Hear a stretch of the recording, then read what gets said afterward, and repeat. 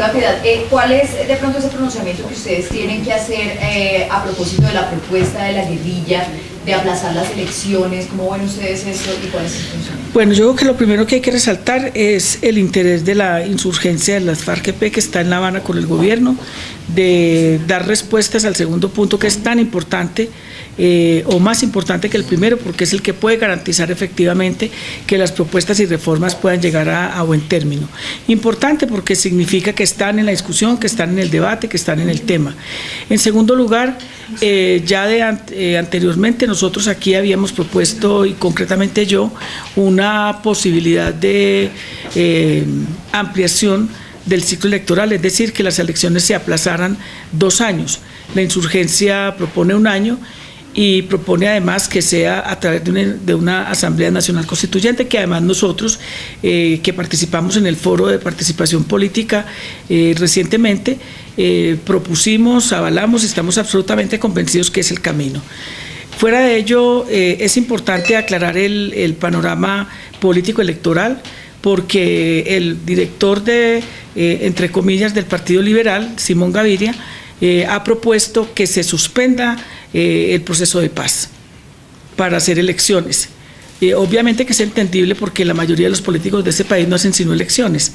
pero fundamentalmente es muy delicado, siendo una persona que hace parte de los consejeros del presidente Santos, que hace parte de la Unidad Nacional, un partido que ha votado todas las reformas y ha acompañado al presidente de la República, tome la decisión de creer que es mucho más importante el tema electoral que el tema de paz, que es un bien ético superior y que lo demás debe estar supeditado a ello.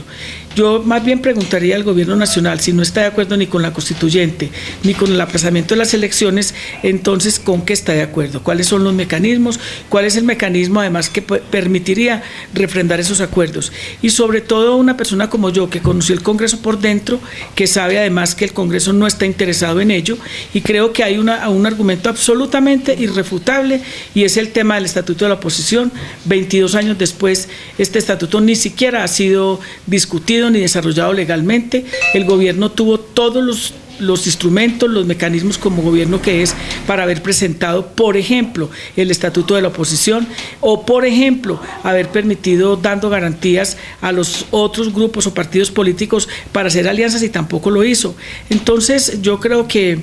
el gobierno debe ser claro en estos temas.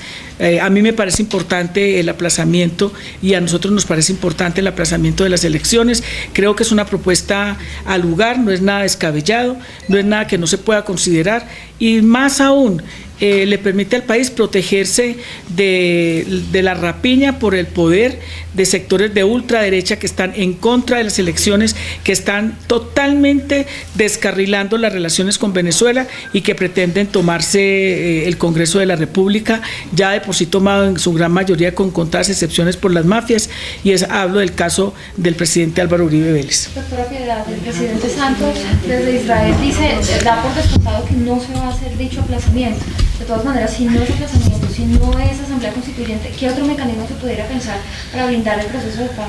Pues yo creo que el hecho de que se estén planteando debates, que muchos sectores estemos absolutamente convencidos de que lo que surte en este caso es la discusión política, la negociación política, pues se abre el debate. El presidente no puede negarse simple y llanamente a construir y analizar y a debatir la propuesta, y creo que el presidente entonces plantee cuál es el mecanismo y cuál es la mejor manera. Yo pienso que el presidente tiene que reflexionar muy seriamente en estas elecciones, unas elecciones que van a estar absolutamente ensangrentadas, que están siendo además desde ya torpedeadas, cuando hay una masiva detención arbitraria de dirigentes sociales y populares en muchas regiones del país, lo que da cuenta de que si no es por la declaratoria de orden público que él encuentre turbado en un momento determinado, es por la decisión que tienen algunos organismos judiciales que obedecen más a intereses politiqueros o políticos que realmente a la preocupación por la seguridad y por la tranquilidad y la gobernabilidad del país. país. Nosotros como fuerza política, yo hablo aquí además como vocera de Marcha Patriótica, pero también como miembro del Poder Ciudadano que soy, y estamos totalmente de acuerdo con la propuesta, consideramos que es importante, además porque no creo que hayan argumentos fuertes en contra. No ha habido nada que pueda decirse con relación a por qué no existe el estatuto real de la oposición en el país, por qué no hay garantías para la participación, y creo que en esto la respuesta está en manos del gobierno. Por lo tanto, nuestra recomendación muy seria es a que el gobierno plantee entonces cuál sería el mecanismo, de qué manera se haría, y si él está pensando en aplazar el proceso de paz, por lo que dicen algunos de sus más cercanos adláteres y consejeros,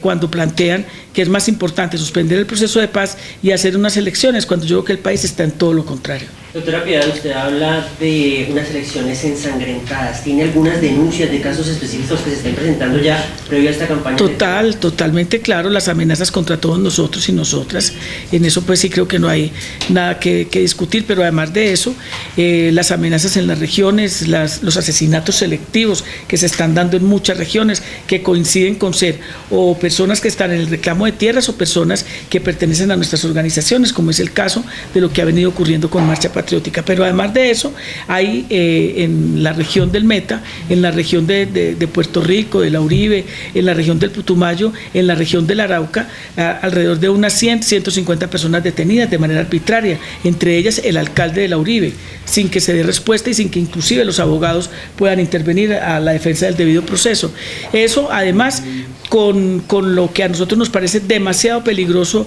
y preocupante, porque ya lo hemos vivido, y es el caso de una nueva incursión paramilitar en el vecino país de Venezuela, nuestra hermana República Bolivariana, que da cuenta de que aquí hay una organización que está al frente de eso, que si está dispuesta a tumbar, a poner en jaque el gobierno de Venezuela, como ellos dicen, y fuera de eso asesinar a su presidente, pues lo que para nosotros puede ocurrir en el país es mucho peor, porque además en mi caso particular fui presidenta de la comisión que entregó información a la Fiscalía General de la Nación sobre el paramilitarismo, a la Comisión Interamericana de Derechos Humanos sobre el paramilitarismo, sobre quiénes actúan, cómo han actuado, recibimos versiones, tenemos pruebas a buen recaudo, por lo tanto no es una afirmación caprichosa, sino realmente con conocimiento de causa, o sea, y ponemos de presente al país que no nos vamos a ir, que no tenemos las ventajas entre comillas que tienen algunos y algunas otras de poderse guarecer en otros países, de poder esconder a los posibles a las